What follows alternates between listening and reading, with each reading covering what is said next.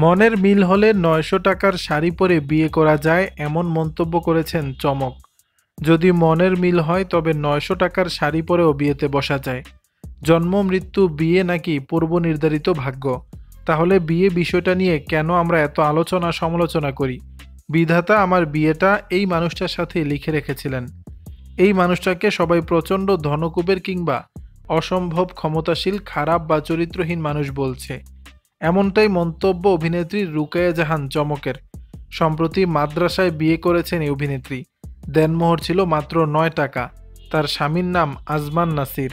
তিনি বলেন, এই মানুষটা এগুলোর একটাও না। টাকা পয়সা ক্ষমতা বরঞ্চ আমারই বোধ হয় একটু বেশি। এখন নিশ্চয়ই বলবেন, তাহলে কেন তাকে বিয়ে করলাম? প্রথমত বলেছিলাম বিয়েটা পূর্ব নির্ধারিত ভাগ্য।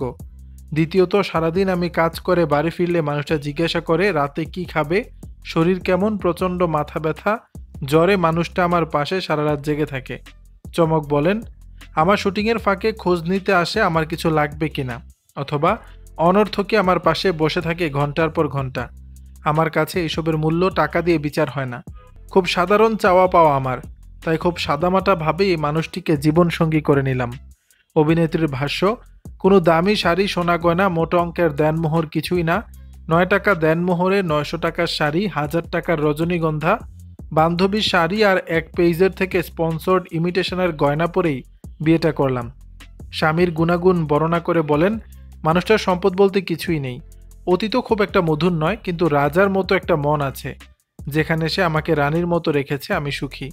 সারা জীবন তার সঙ্গে থাকতে চান, এমনটাই জানিয়ে চমক বলেন, এই মুহূর্তে আমার মতো সুখী কজন আছে জানি না, আবার এই সুখ কতদিন টিকবে তাও জানি না।